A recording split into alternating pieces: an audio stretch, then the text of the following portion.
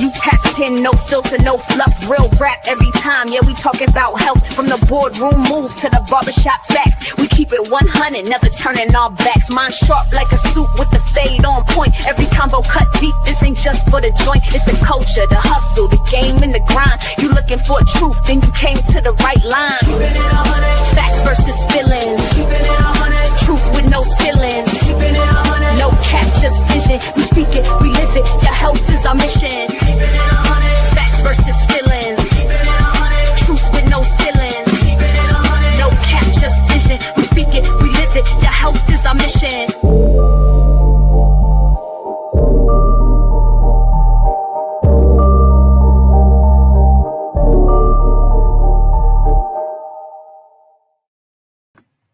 Hey, welcome to the Keeping It 100 podcast, where we have these open and honest conversations to make sure you have the information you need to make good health decisions. I am your host, Dr. Kristen Motley, and I am joined by the one and only street practitioner, Georgie Mink Jr. Hey, good morning, Doc. I like that song. I'll be vibing off that. So you partying now.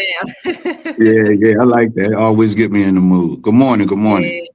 Good morning. So we are saying good morning because this is a pre-recorded podcast. Oh yeah, right. Because we are, still in December right now. But when you see this, it'll be January. And let me tell you the little the reason behind that. People always ask, how do you do so much? How do you keep it all together? Blah, blah, blah. Because I take breaks. Because I use all my vacation days and I take time to just do what I want to do, which is nothing, which is really where I want to be. Sitting down somewhere doing absolutely nothing. And I carve out time, I create space to do that. And so that means that we are not going to record for 3 weeks in a row because I'm just going to use the end of this year and the first part of 2026 to just like chill. I'm not trying to hit 2026 hit it with the ground running. Nope. Right. I am going to ease into 2026, do what I got to do. I'm not trying to hit the ground running. So we're not recording that first week. So now you get a good morning because we're still in December right now. Right. And I second that motion, Doc, on the rest and the break. Appreciate you, man. You deserve it. So get that break. We all deserve it. Yeah. We all deserve it. I mean, we all working and grinding, and it's nonstop. And it will be nonstop unless we make a decision to stop and slow down and chill. Mm-hmm. Spend time with people that's important to us. Spend time with our family. Spend time by ourselves. And so I'm gonna use these next couple of weeks I'm gonna be home with kids for 2 whole weeks, and so that's already 2 full-time jobs.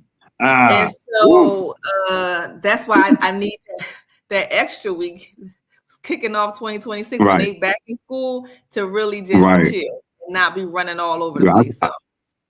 I see spending some time in the car in the driveway in your future, but it's okay. That is every day. They be at the door like, why are you still sitting in the car? Because this is my only free time. This is my me time. Oh wow. God. Anywho, so since we didn't quite hit the end of the year yet, do you have any plans? No, not really, Doc. I'm just thanking God. Another year, I'm feeling good. I'm closer to the Lord. I'm feeling good. I'm actually in good spirits. Like that's good. Looking forward to see what 2026 brings. I learned a lot about myself this year, and I'm ready, Doc. I'm ready. I'm ready with us. I'm ready with whatever God has in store for me, and just blessed to have the right folks around me. You one of them, of course. And what I learned is you don't need many people. You don't need droves and hundreds, and you only need certain quality good people around you, and that's enough. And of course, God, you know what I'm saying? That's it. Yeah. That's so true. Yeah. That's a good point. Now it takes a village, but everybody, like, you don't need everybody all at once. You just need a few key players that you can lean on and rely on, and God is number one. Yeah. And he always got the will. See, my problem is I always be trying to like grab the wheel a little Yeah. bit. Like, look, let me got it from here. You know, no. So you got to learn how to be a passenger. You know, Mm. so Where that yeah. bell at? Where is the bell? Dang. Come on, learn how to be a passenger. Just sit down Yes, somewhere. yes. That was my message this year. So That's good. yeah. That's good. All right, let's hop on over to some news. I don't really have much. I saw that flu cases are rising. New York and Jersey are dealing with a little bit of a surge now. I ain't never get my flu shot. Stop. All that trash. I got the kids, their COVID and their flu, and I never went and got mine. So I'm gonna need to get ahead because flu rates typically rise February, late January, February, but we're seeing like a little early bump. So I'm gonna need to get ahead and take care of that. Right. And what winter officially started? Winter officially started the 21st? Winter started, right? Okay. I know it starts in December. I have not got a flu shot though. But I know winter just started not too long ago, a couple of days ago. Yeah. Well, like December 21st. All right. So yeah, we gotta make sure we staying healthy and staying ahead of stuff. So we're not stretched out, laid out. We can't get out the bed. Right. Other than that, there's nothing really major going on. So we're just gonna start the show. We're just gonna bring in our guests, one of our favorite dietitians, Netta Mays, who is a registered dietitian and a professionally trained chef. She owns an insurance-based private practice, Nutrition by Netta LLC, and she serves Pennsylvania, New York, New Jersey, and Delaware. And let me repeat, insurance-based, which means she takes insurance, which is incredible because a lot of consultants don't, and you have to pay out of pocket. She has a master's degree in community and public health nutrition, in addition to 3 culinary degrees from Johnson and Wales University. She is a return Peace Corps volunteer, incredible, and she completed her service in the Kingdom of Eswatini in Africa from 2016 to 2018. Incredible work. And through that, she blends her background in national and international public health, culinary arts, and clinical nutrition to provide personalized and culturally inclusive nutrition support. Culturally inclusive is where she is just like, don't let nobody tell you what to eat or what to not eat, but I'm gonna let her tell you herself because she can do it best. Netta. Good morning, everyone. Thank you so much for having me. And I just have a small edit. So it's the Kingdom of Eswatini. Eswatini. Yes, you're right. Very small, very, very small country between South Africa and Mozambique. Thank you. I was going to ask that I pronounced that right, but you're right. I mixed all them letters up. That's all right. Wrong. I mixed them all up. Thank you so much for that. No problem. I'm so honored to be here. Oh, thank you for coming back. We asked you to come back today. This show is going to air the first week of 2026, and we just want to make sure people who made healthy nutrition goals for 2026 have a roadmap to sustain them. So we just want to get them on the right track to sustaining their health goals, to making sure that they're doing the things that they intended to do, that they're keeping them up, and that just putting them off on the right track. 100%. Thank you. So I just want to start our conversation today by asking, what are healthy nutrition goals that you hear people are making for this year? Well, let me start off with what I usually hear in terms of nutrition goals. So a lot of times people will come to me and tell me hey, Netta, I have a weight loss goal, right? So I want to lose 5-10 pounds or however many pounds. Or people will come with, working with me. I work with a lot of people who are trying to manage different chronic illnesses and diseases, and we're working on medical nutrition therapy. So maybe they'll come back from their doctors, their labs are off, and their goal is to impact their labs. So they're like, oh, I want my cholesterol within range, or I want my A1C to be within range. I don't love those goals that are based on numbers like weight or lab results.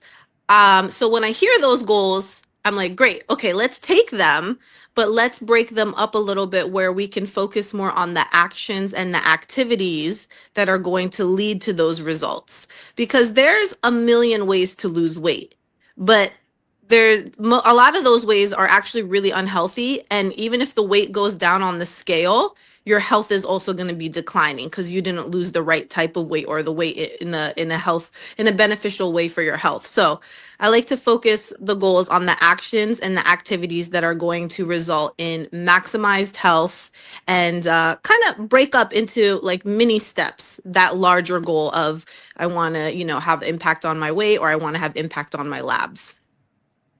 I like that. So could you give us an example of a goal that you would like to hear from a client? Like, how do you help them to reshape their goals? How does it look like? What does it sound like? Yeah. So someone might say like, Ned, I really want to lose 20 pounds over, by June of next year. And I'm like, okay, so let's talk about the actions or activities that can support that. And then maybe they're thinking about their eating habits. Maybe the problem is that they are not meal prepping enough, or not organizing balanced meals enough, and stopping by fast food on the way home or to work because they're starving. So maybe the goal is, I'm going to start meal prepping once a week, or twice a week. Or maybe I have a few patients that, let's be honest, they are so busy with their work schedules and their responsibilities in life, they don't have time to cook. Hey, it's okay. Let's be honest about that. You don't have time to cook. Like, that's the reality. So then maybe but they do have a little bit of funds to maybe use one of these meal delivery programs. So they're saying, okay, I'm going to delegate. I'm going to order this meal delivery program, or I'm going to have, find a different way to just get the food prepared for me. Maybe it's asking a family member for help who has time and is able to cook. So maybe the goal is, I'm going to bring my wife in to one of the sessions so that she can understand what you've been educating me on, and she's open to helping me. So she already consented to that. Or my husband, I have a lot of great husbands and great male partners too, who are like, hey, I'll help. I know you got the heavy load at work. Let me help with the cooking and preparing. Physical activity is another aspect. So maybe, for that weight loss goal, we're looking at the nutrition.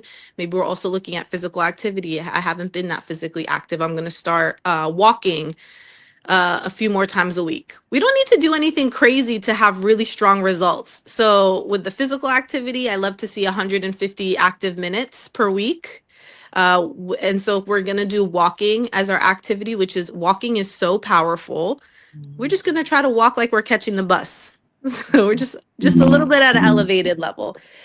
And another major component of all health goals, in my opinion, is the lifestyle factors. So for us as clinicians, we're talking about the determinants of health. But for the people, we're talking about managing your stress, having a healthy home, having a healthy what do they call it? A healthy schedule. Like, Kristen, you started off this podcast saying, I love doing nothing. I know that that's important for me.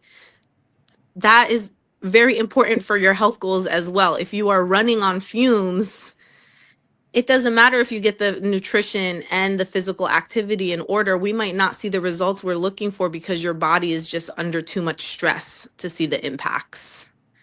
So I like to see the goals broken into those three categories, and kind of just turned into smaller bite-sized goals so that we can get the long-term results over the next year. I like that. You said a mouthful. I'm going to go back to helping and asking for help. I think that's a big part that we often miss. And we feel like we have to do it all on our own, and it's all on us. And if we don't do it, it don't get done, and blah, blah, blah. But you mentioned bringing in the partner, which is good, but I also want to add bringing in the children, because that's a good opportunity to spend time with your kids, quality time with your kids, and teaching them skills. And so I just wanted to add that little piece in there too. 100%. And the kids will keep you accountable. I know some of my patients will say like, yes, my child is going through nutrition counseling. I'm going through nutrition counseling. We go to the supermarket and they're pointing out, Mom, we shouldn't get this. We shouldn't get that. So absolutely bring them in. The more people that are brought into the fold of what your goals are in your household, we know, we have research to show that that is going to result in better health outcomes for you and the whole household. Beautiful, beautiful. Thank you for that. Now, how do you, when we talk about healthy, healthy dieting, what do you consider healthy? Because I know that a big part of your work involves being culturally inclusive. And so I'm wondering if what's healthy for one patient, is that the same for another patient? I love this question so much. So the term healthy is very subjective. And that's why I'm always going to tell people, please stay off the internet. Please stay off like social media and these random websites, because a lot of people who are not properly trained in nutrition and don't have credentials, they're going to just spew this rhetoric like, this is healthy, that's healthy. Healthy for who? Healthy for what? Like, and we have to be very careful, because the wrong nutrition, as much as we're talking about food and, it seems simple, the wrong nutrition recommendation to the wrong person can be deadly. And I'm not mincing my words here. Right. So you really need to be cautious about and thoughtful about what are my personal needs. And you need to understand what is going on in your health and what the needs are to manage your health conditions, if you have any. But let's say, if you do have a diagnosis of any kind, please, you need to work with a registered dietitian. And your doctor, their responsibility is to tell you about registered dietitians and what they do and make sure you're referred, because doctors also do not have a lot of nutrition education. And I know I work with a few medical schools and clinical programs to try to get doctors more involved in nutrition so that they know how to direct patients. I love doctors so much. They do a ton of things that I cannot do. I'm really big on staying in our scope of practice, though. So we need to get nutrition education from a dietitian if you have a diagnosis. But for the general public, I do have some tips. So number one, I would like you to focus on what foods to include in your day instead of what foods to restrict. A lot of times when we're talking about becoming healthy, the focus is on, well, I'm not going to eat that. I'm not going to eat that. I'm not going to eat that. I'm going to eat less. And none of that is actually helpful. I really want to focus on what foods should I start bringing into my day more often? Because you walking around starving is not sustainable. And it's not sustainable. It's also not necessary for you to become a healthier person and achieve your goals. And the other thing is, just the diversity of foods. So switch it up. I don't want you eating the same plate of brown rice, steamed broccoli, and, grilled chicken every day. I want you to switch it up. I want variety. You should use your cultural foods first. I know that there's a lot of systemic racism in nutrition, and people will say, hey, like, oh, you need to stop eating your Black foods or your Mexican foods or your South Asian foods. Absolutely not. Like, that is systemic racism. That is unacceptable in your healthcare, whether it's due to the provider's ignorance or misunderstanding. It's completely unacceptable. Start with your cultural foods first. What nutrition do your cultural foods provide already? Or if we have a lot of fruits and vegetables in our cultural foods, and a lot of times they're hidden in our cultural foods. Like if you're looking at like the Haitian rice dishes, there's black mushrooms, there's onions, there's herbs, there's spices. All of those things have a lot of health benefits. Why are we writing that off? So bring them in. We might have to do some adjustments on portion sizes or on our plates. We may have to do some minor adjustments on the dishes that we cook together for the same meal. But other than that, they are a wealth of resource. So please lean into your cultural foods as much as possible. We know that the Western diet is actually pretty problematic for people's health. So if you come from another country, try to stay with those traditions as much as possible, and then we can, bring in a little bit of the science to tweak it and bring it together for you. I love how you've always prioritized like sticking with your people's food. It's nothing wrong with it, because I feel like, just like you said, we've been told for years you shouldn't eat that, it's bad, and stop eating it or eat less. And you're like, nope, we're gonna flip the script on that. Eat it and incorporate it. It's okay. It's not bad. So thank you. It's more than okay. It's honestly, a lot of times our cultural foods are going to be more nutrient dense than the Western washed out version. Like I said, those herbs, those spices, those hidden vegetables, they all have a ton of benefits. So we're not even at par. We're like at upper level. It's more than okay. It's more than okay. Now, I know that a lot of times when the new year starts and people are thinking about bringing in new health goals, they're talking about water, drinking more water, and everybody walking around with the gallon water cup holder thing, and just getting their water in. And I know George has some question that came to him, because he the street practitioner. So people approach him with questions all the time, and he asks me, and I'm like, I don't know. And I forgot to ask you about this, Netta, but George, what was the question about water that you had? Oh, yeah. So it was based off the different styles of water. Like, we see like smart waters, we see all these essential waters, regular waters, purified water. Is it a difference? Number one, does it make a difference health-wise? Is one better than the other? Honestly, it's not going to make a huge substantial difference in your labs or anything. And I'll keep this for the general public, right? Because if you have a kidney concern, or if you're on dialysis, your recommendations for water might be different. And there are a few other health diagnoses that we need to, you guys need to follow your doctor and your dietitian's recommendations for hydration, not the general public's.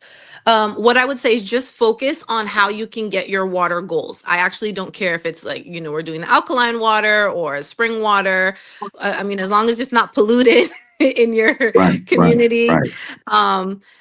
For us, especially for us as Black people and people of color, just like increasing the hydration in general can be so positive for our overall health. And that's usually my step one to look at, is the hydration. So think about what is the most convenient way for you to access water? What is the most affordable way for you to access water? And what water do you actually like the taste of the most? Because if the water stays in your cup or in your bottle, that's not helpful. That's not going to affect your nutrition.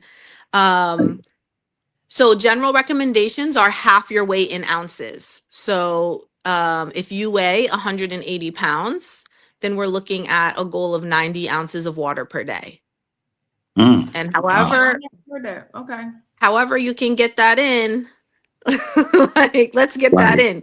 But I am a fan of the cups. I thought they were so corny, like the Stanley cups and the Hydro Flask cups and whatever other brands. Shout us out. You guys want to sponsor us here.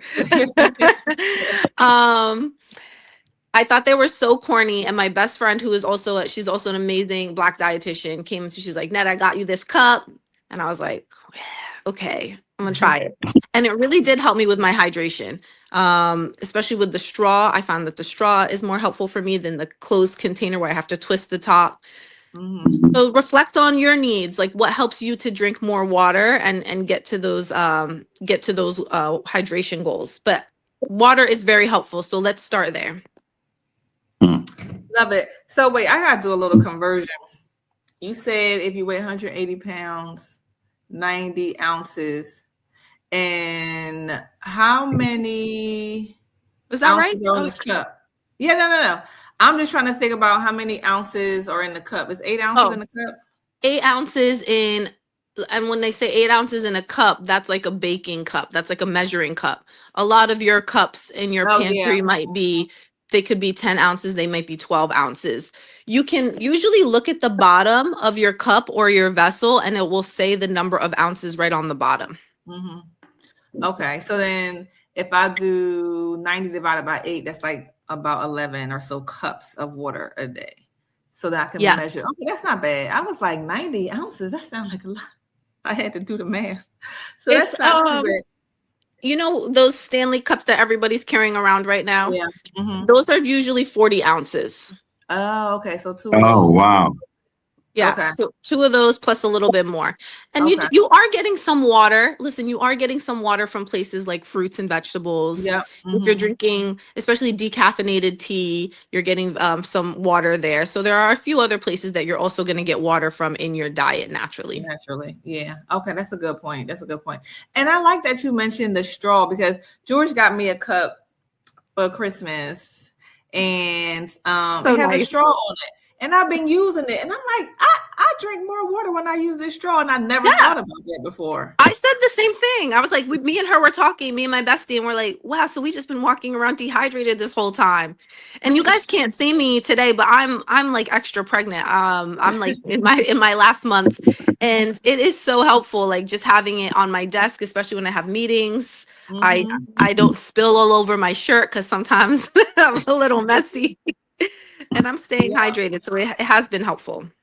It really is. I keep it next to my bed so that I drink some water every night right before I go to sleep. It's been convenient. So thanks, G. Hey, you know, the gift It's that a keeps big giving. It does. It absolutely does. All right, G, do you think that provided an adequate answer to the water question that you got? Yes.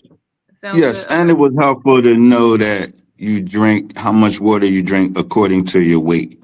I never knew that. And like you said, I watch people watch these big jugs and they might have 8 ounces on them. It's like these big cups now and they carry them around at the gym. And then I forgot, like some of them goes up to like 16 ounces. They're like real big jugs. And I was wondering why people were using them. So Yeah. I didn't know your intake had a lot to do with your weight. So that's good. That's good. That's good And like stuff. I said, those are general recommendations. So if you have any health concerns in the background, let's make sure we get personalized recommendations from your care team. Mhm. Right, Yep, right. absolutely. Now, starting a new goal can be hard, and a lot of times, like you said earlier, people be doing the most and they can go extreme. So, and we know that extreme changes are almost impossible to keep up over the long Yes. term, but we want people want to make long-term habits. What tips can you give to help people make sustainable changes so that they're not falling off the wagon 2 weeks after New Year's? Yeah, I love this question too. And you're right. I see it all the time. Once again, you want to break up those larger long-term goals into smaller bite-sized goals. So, yes, my goal is to get to drinking, let's say 90 ounces of water per day. If you've never been drinking water up to this point, you're like, I don't even know how much water I drink. I don't drink water. You're not going to get from 0 to 90 overnight without feeling really like not well, right? It's kind of extreme to put your body through that huge change. So break it up. Maybe we start with 30 ounces per day and we just get consistent there. And then once we're consistent with 30 ounces, we can up it to 50 and, up it to 70. Little by little. Also, what you'll notice is your body will work with you to support these changes. So a lot of times my patients will come to me and say, hey, I'm trying to eat better, I'm trying to drink better, but I don't feel hunger cues or I don't feel thirst cues. I never get thirsty. I hate the taste of water. Okay, let's start small with the smaller amounts. But over time, your body will say, hey, well, I like to use this metaphor. You know, when you ignore a child, like consistently ignore a child, the child stops coming to you with their problems, right? Your body is kind of the same way. If you are consistently ignoring your body's needs for water or food, it stops sending you those cues for thirst or hunger because it's like, what's the point? You don't listen to me anyways. I'm just going to save my energy. But as you slowly change, let's say you start drinking more water, the majority of the time, my patients will start to see that they are actually starting to think about water on their own, or their body is sending them thirst cues. And they're like, wow, I'm actually getting thirsty and I actually want to get the water on my own. I'm not like forcing myself. And then that's how it turns into a lifestyle change. The same with eating consistently. A lot of people skip meals because their responsibilities and their schedule is so wild. But as you start to eat more consistently, and you start to eat more in a balanced way, your body will start to appreciate that, and you'll start to notice the differences. And you might even start to have cravings for those healthier foods or more balanced meals. Mm. And that's the difference between a diet and a lifestyle change. Mm-hmm. Mhm. I want cravings for more healthier food because that hasn't happened to me yet, and I want that to happen. I want to crave vegetables. I want to crave raw vegetables because I do not like raw vegetables at all. Amazing. Oh man, I want to crave. I love that. I gotta get my life together. We gotta do Right. some garden. We gotta do some garden tours. We need to go to the Right. orchards. Ooh, Right. I like Right. that. That's a Let's good get- idea. Let's get some high quality, because that's the other thing is like sometimes it's like the quality isn't hitting, like it's not great in the super. Maybe the supermarket is like standard, but when you start going to these places like the orchards or the gardens where people really are, putting a lot of energy and love into growing these produce, sometimes you'll come across, you're like, I didn't even know a sugar snap pea could taste like this raw. Mm, Hmm. I didn't know an apple could taste like this. yeah. Right. Right. Quick question that. So what do you think about, I know somebody that did like an all watermelon diet. I'm not sure why, but do you suggest these type of different ways and, Absolutely not. Okay. I didn't think so. but- Hard no. Yeah. So, Right. Okay. And I love that you brought this up because in pursuing your health, diversity of foods is huge. Right. Every food is going to give you a certain collection of vitamins, minerals, and different nutrients. So if you're Okay. only eating the same thing every day, you're only getting that collection of vitamins, minerals, and nutrients. And that means a lot of other things are missing. Mhm. So switching it up and eating different things every day is Okay. really, really important for your overall health. And anything that's extreme should be a red flag. That's a good point. Right. Right. Really good. Those extreme Right. things. I've never even heard of the watermelon diet. Yeah, I've heard about a few. I also heard about one Yes. with grapefruit. And I'll tell you, I have patients who got Yeah. very, very, very sick off of those types of diets. Like those are dangerous. It's a liability, and shame on the people who are going online and posting those things. Mm. Wow. Wow.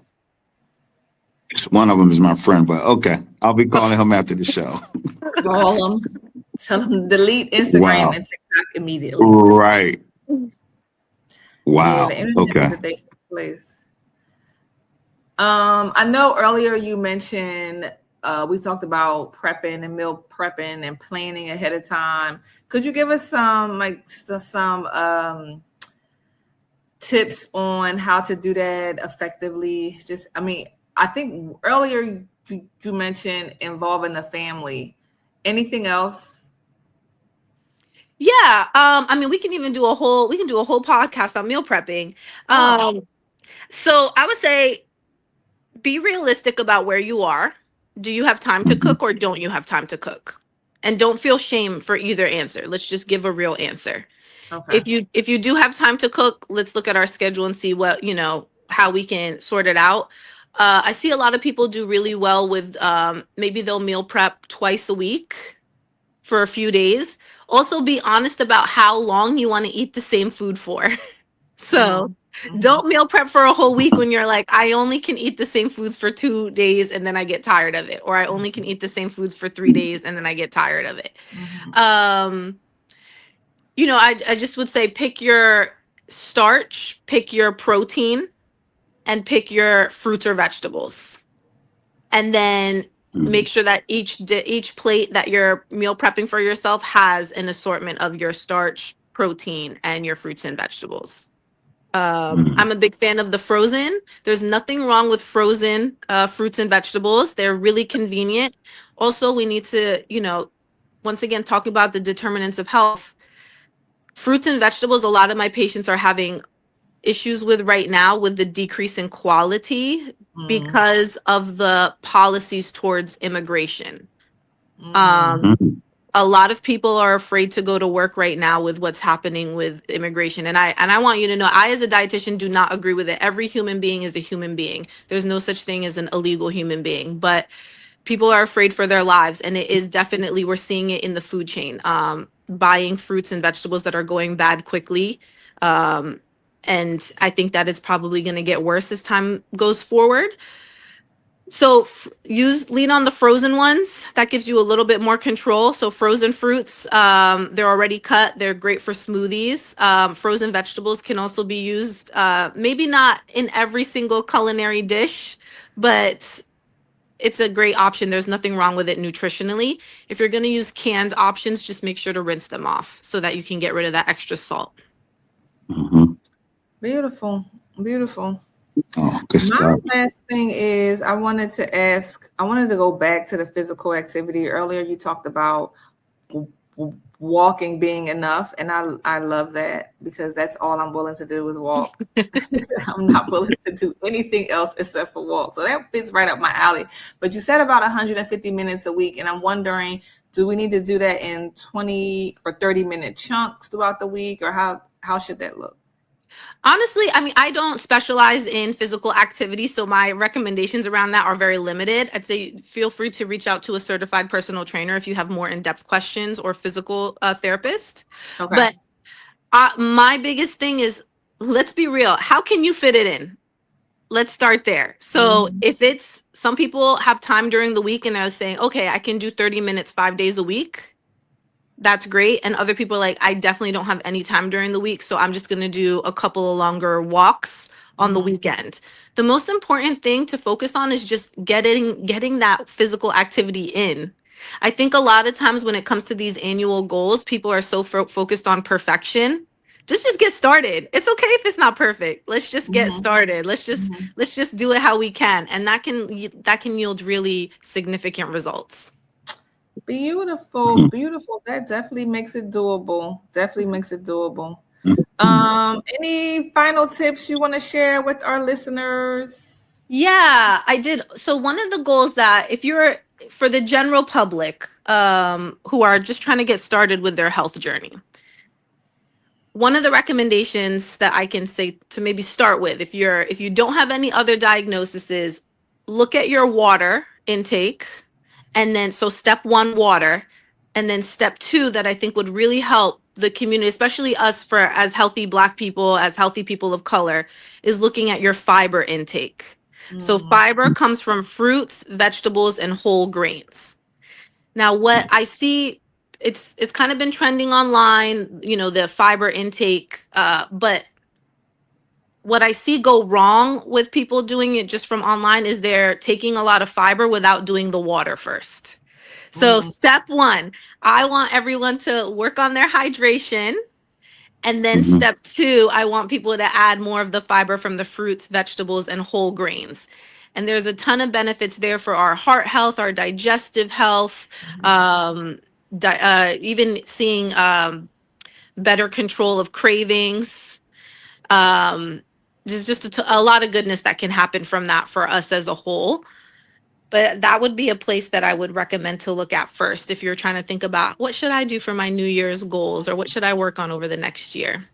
I like that. Now, can you tell us some fruits and vegetables that are high in fiber so we can get more bang for our buck? Listen, all of them, the ones that you like. Oh, wow. Yeah. Okay. Yeah, start with what you like, because that's the other thing is, I know sometimes people might not have had access to a lot of fruits and vegetables, or might go through, periods where certain things are available and certain things aren't. Start with what you like. Hey, respect your taste buds. Eat foods that are delicious to you. And let's start there first. Healthy does not need to mean disgusting. Don't eat things you don't like. So if you like blueberries and strawberries, then eat that. If you love collard greens or sauteed kale, eat that. Whatever it is that brings you joy. Beautiful. Well said. Now, I know you are very extra pregnant. and you'll be on leave for a little bit. But how can people get in contact with you? So as soon as you come back, you can contact them or they can contact you. What's the best way to reach out? Yeah, you can get in contact with me now. I have some projects that I'm gonna be hopefully releasing through my maternity leave. So I'm active on social media. You can follow me at Nutrition by BY and then my name NADA. I'm also, there should be some fun things going up on YouTube this year, so I highly recommend you follow the YouTube channel Nutrition by Netta. And then we have a website, nutritionbynada.com, where you can get in contact with me directly. If you're looking to make an appointment, you can go jump into the calendar and make an appointment for my return. And we are here, like you said, we take insurance. And the goal of me opening up my practice with insurance is I want to try to make these sessions as cheap and affordable as possible. If most of my patients don't have to pay anything out of pocket to meet with me, but I can also show you how to navigate your insurance so that you can double check and keep those costs, those out-of-pocket costs, as minimal as possible. Yep, and I am a testament to her work. This girl will go and call your insurance company and collect all the insurance company information to make sure everything is covered. I had, I don't know, 6 or 8 sessions. I didn't have to pay anything. So if you have insurance, please know that Netta got your back. She's not going to send you calling a bunch of 1-800 numbers and trying to navigate that complicated process. Her and her team will handle that for you. So I appreciate you, Netta. Oh, I appreciate you too, Kristen. You're really holding it down for us here in Philly, and you do incredible work. Oh, I'm trying, Charles. Trying. Any final thoughts, G? Anything you're thinking about? One thing. I don't want to go back. I don't want to finish off too crazy, but I want to say, what about vitamins? Do you recommend vitamins in your diet? I love that. I was thinking about this last night. Yes. For most people, like I said, these are general recommendations. I love a multivitamin. I don't think that you need to be spending hundreds and hundreds of dollars on a fancy multivitamin. Some of the most affordable, most commonly found ones are probably going to meet your needs. The one thing though, multivitamin is not a substitute for eating a good meal. So if you're taking your multivitamin on an empty stomach, you are just creating very expensive pee. Right? So take the multivitamin, but take it with a meal, because that is going to increase the absorption of the nutrients in that multivitamin. Oh, okay. Right? Cool. You still need to eat well. It's not one or the other. It's both multivitamin and good balanced meals. Like we talked about, versatility, eating different foods every day. All of those things work together. Copy. Okay. Cool. Well, you heard it here, y'all. We don't need to spend a lot of money on multivitamins. Take it and eat a variety of foods, including fruits and vegetables. Drink your water, get your fiber, do all the things, and live your best life. Yes. Thank you so much for having me. Of course. Thanks for coming. And we are wishing you all the very best in the next 3 weeks of your pregnancy. Thank you. And enjoy all the moments with your babies and your husband and just soak it all in. Thank you, everyone. Yes, pray for me to have a healthy, easy delivery, and pray for me just to have a happy, healthy baby. That's all I want. Healthy, happy baby. Absolutely, Netta. Thank you so much. You're welcome. That's a wrap for us, everybody. I forgot to mention this earlier, but we are still recruiting for our blood pressure program. The first day is January 10th. So by the time you see this, you got 3 days to sign up. I love that program. Oh, yes. You came and did cooking classes for us. So fun. Yeah, it was good. You can sign up by going to healtheducated.org. Again, healtheducated.org. Click on the blood pressure program tab and put your information in, and we'll give you a call. So wishing you all the very best in achieving your goals in 2026. Remember, make them bite-sized, make them easy, and get it done. Just go ahead and get it done, y'all. Take your vitamins. Take your vitamins. With food. With food. Not with food. Right. All right, y'all. We out. Thanks, everybody. Thank you for Bye. keeping it 100. All right. All right, Yeah. Jay. Yeah. I see you want to close out. Yeah. We waiting for the outro. It should be coming.